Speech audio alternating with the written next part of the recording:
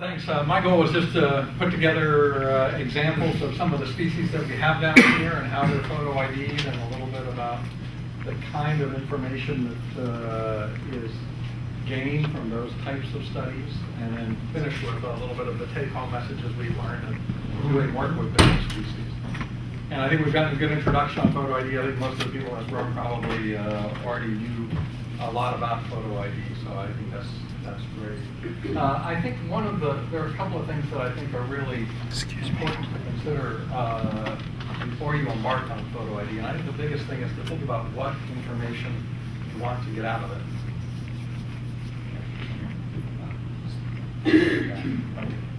Thank you. So we've heard a little intro on photo ID, and pretty much now, with the majority of species in the Southern California bight, some type of photo ID is possible. And it almost becomes a case of where is photo ID practical as a tool to gain information that's more efficient than other mechanisms.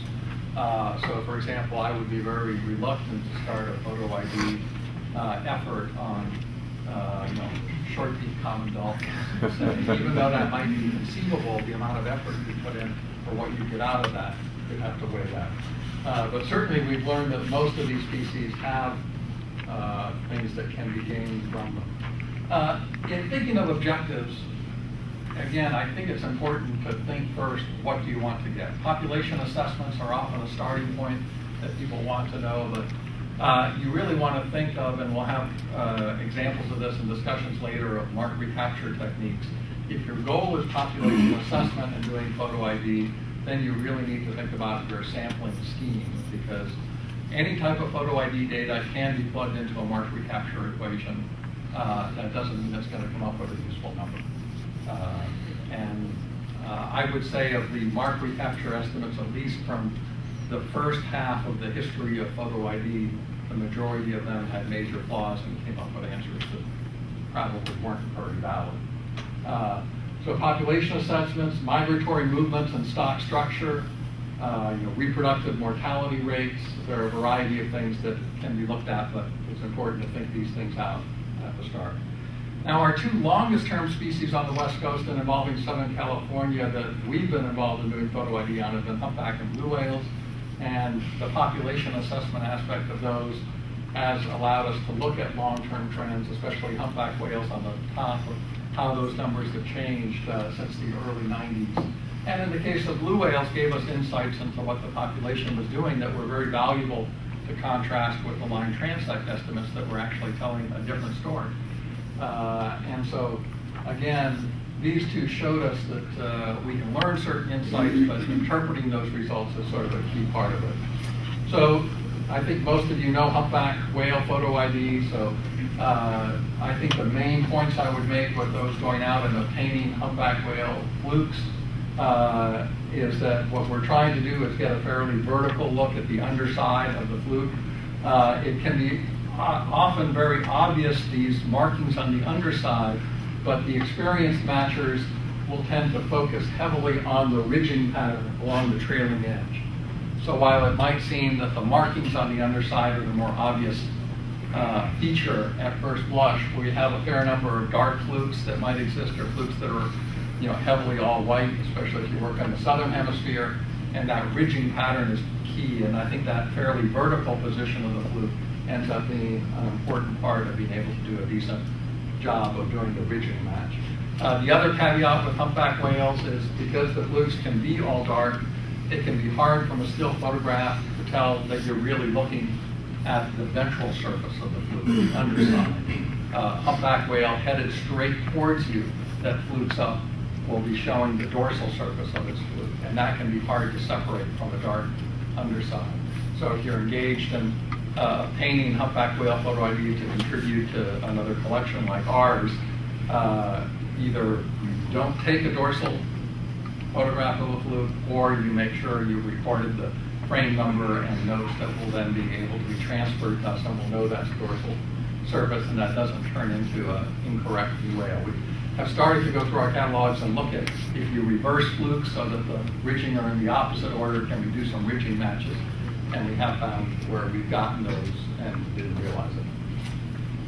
The kind of movement data that obtained from studies like SPLASH, allowed the connection of humpback whales, showing that really this matching of photo ID of humpbacks in the North Pacific, these connect resightings of individuals across the whole North Pacific from the SPLASH study. Blue whales, the other long-term species that we've been looking at, we use pigmentation patterns on the side of the whale as well as the dorsal fin size and shape.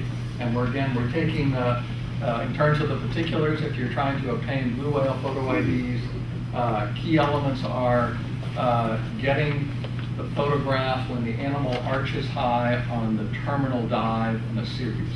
A blue whale will generally surface anywhere from 5 to 12 or 13 times. Often that rear part of the body where the dorsal fin is only comes slightly out of the water on those early surfaces, and then it will arch high on the last one. So positioning for that is very important to get that photograph. And there's a variety of different markings you can see on blue whales, and these are kind of photographs that can vary. We actually categorize our blue whales into 7 different categories based on pigment types or dorsal fin shapes. We do use the flukes of animals, like the blue whale fluke at the bottom, but it tends to be only a minority of animals. We get an artificially high match recite rate and a biased abundance estimate using flukes compared to side photographs, because while there is a behavioral component in one animal's fluke, it does look like certain individuals tend to fluke repose.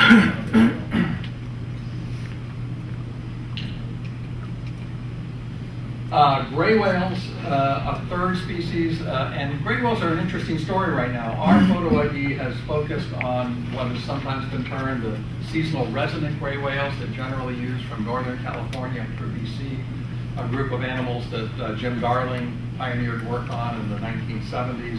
It became a critical aspect in some management issues, especially related to macaw whaling. And so we've been focusing our studies on those animals. But now it turns out there's all sorts of interesting things that have happened with gray whales that I can't go into, other than to say some of the other gray whales we got are the migrating gray whales. We've had 6 of them matched to the western gray whale population off Sakhalin Island, and there have been some interesting things that Dave can go on and talk about and has a manuscript prepared on.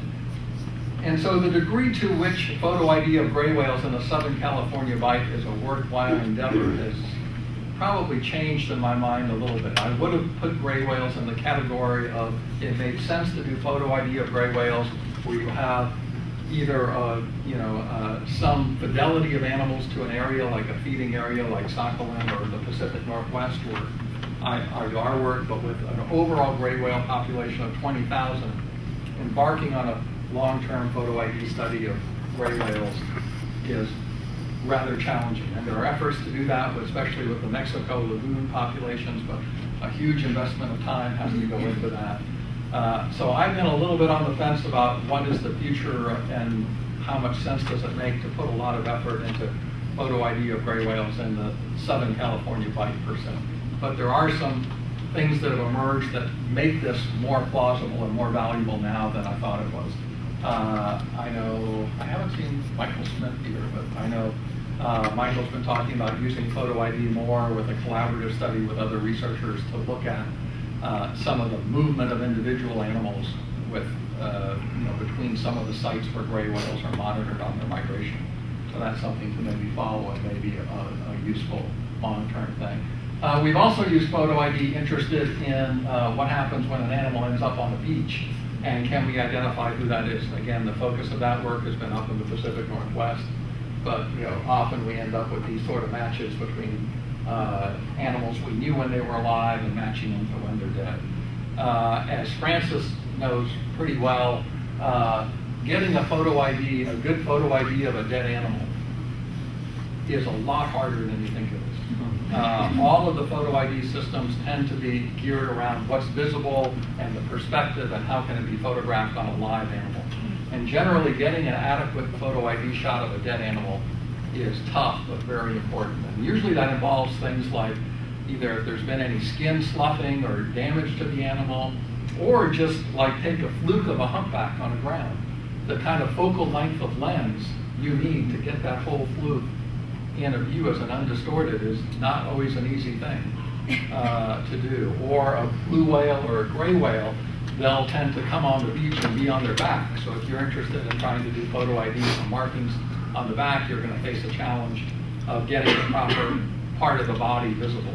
So mostly what I urge, if you deal with dead animals and doing photo ID, don't underestimate the fact that it's a challenge to get the right photograph. It's actually proved more difficult with dead animals than live animals. In this case, this is a younger me upside down here, but in this case, the skin of this animal had completely sloughed off. So what I'm actually doing is I'm trying to piece the skin back on the body so we can get the photograph to make a match. And that's been used, it's been very useful again in mark recapture abundance trends of this group of animals that uses the Pacific Northwest.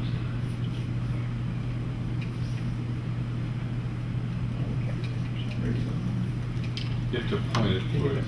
Oh, point around place. Thank you for that. Go through some other species. Again, most of the species, the large whale species photo ID can be done on. For example, fin whales, there's a growing catalog of fin whale photo IDs. Aaron Falcone at Cascadia has been cataloging these, and there have been contributions from a number of groups, including Southwest Fisheries Science Center has been collecting these, and other groups as well. And here we're primarily using the back and dorsal fin of the animal, again, similar to blue whales. In other areas, like the East Coast and the North Atlantic, the use of the chevron area on fin whales has been very successful. That has been we found that more problematic in this area. The chevron is rarely as visible and distinctive as other features, so we focused on the dorsal fin and scarring on the back of the animals. And that's worked pretty well. Again, we've categorized animals by dorsal fin shape, and we've been able to get some useful and interesting matches.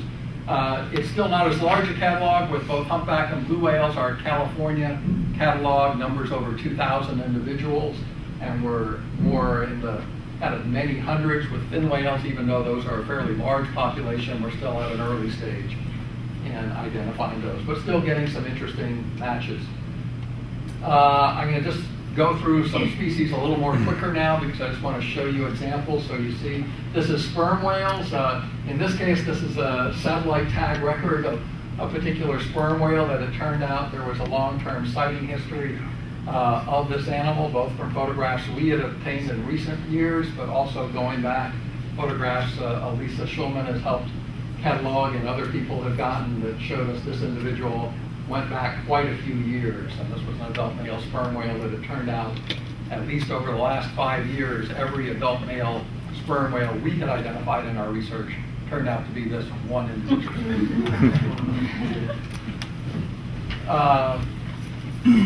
Killer whales, another very kind of intensely studied species with photo ID, and there have been efforts here in California. Elisa Schulman, Nancy Black have all been engaged in long-term work with killer whales.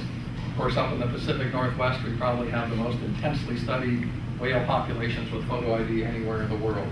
And here, using dorsal fin, trailing edge of the dorsal fin, nicks and notches, saddle patch marks are the key features that are used. And some examples of those. I'm going to throw out a few more species. Beaked whales, there is a growing effort, especially with Cuvier's beaked whales, to catalog these guys. I think we're up now somewhere over 100 identified individual Cuvier's beaked whales from the Southern California Bight. So there are a fair number out here. Most of these are being identified, of course, in deep water, and this has come heavily out of the work of Aaron and Greg Shore on the Score Range west of San Clemente that has a pretty high density of beaked whales. And so again, these types of lateral side shots with the dorsal fin showing coloration, pigment, and scarring are critical with Cuvier's beaked whales. And again, just some more examples of those species. Going a little smaller with some of the other species where there are either early efforts to do photo ID, Gramphus. The main challenge there is these guys are too well marked, and you have changes that are occurring, and at least in the last 5-10 years, the number of Grampus and rhesus dolphins seems to have gone up. We're seeing a lot of them. So this would be one of those species where taking this on is obviously going to be a challenge and a major endeavor. But you can see they certainly do not lack for distinctive marks that can be used on them. And just a couple more examples of that. And we heard all about this species. I think we'll be hearing a lot of focus on bottlenose dolphins from RH and other people, so I won't go much into there. I will point out that photo ID has proved valuable in a number of kind of side studies. For example, in our behavioral response study involving lots of groups and looking at tagging animals in reaction to sonar, having populations that we know most of the individuals of and we have some sense of their sex or history and can do follow-up on them has proved really valuable. It's also been one of the few ways we have animals that were identified in the vicinity of the initial LFA experiments that were done in Southern California or the ATOC sound source, and these provide one of the few indicators that we can look at potential long-term effects of certain human activities and impacts. So with that, I just want to take it to sort of the key points and just hang here for a second. I've covered a lot of the species that you're likely to see that are possible to do photo ID on. I do want to point out the importance of collaboration and the contributions we get from different participants. So if you're interested in photo ID and you obtain photo ID, looking at collaborating with researchers that are doing or contributing your photos can be a key element of their research. There's an issue at the bottom that Dave brought up that I was going to hit to, which is when you do that, you do need to know the legal and permit issues in conducting research. And basically, if you do not have a research permit, that means you cannot do anything that might alter the behavior of the whale in obtaining that photo ID. And even if you have a research permit, if you're on a whale watch boat or a boat engaged in commercial activities like whale watching, you cannot operate under your permit. So you have to be very cautious. In the news recently was stories about Nancy Black in Monterey Bay. There are lots of little kind of, I'm not saying that was purely that, there were lots of other things going on there, but it did show some of the kind of hazards in navigating that line between kind of whale watch and obtaining research, and how the permit and the enforcement office of NIMS, researchers tend to be, if they document and take really good photographs of what they do, it's particularly easy to seek prosecution on that because you've carefully documented what you've done. Know your objectives. Just because you can do photo ID doesn't mean you should. Just because you can plug numbers into a mark recapture doesn't mean you should. Because, as I said, there's a lot of kind of hazards and assumptions in those. The challenge and importance of maintaining for the long term. Most of the photo ID data has the best benefits when maintained over the long term. That's great to say. It's really challenging, especially to fund. Even programs like our Humpback Blue Whale, we're facing how are we going to continue that in decreased funding.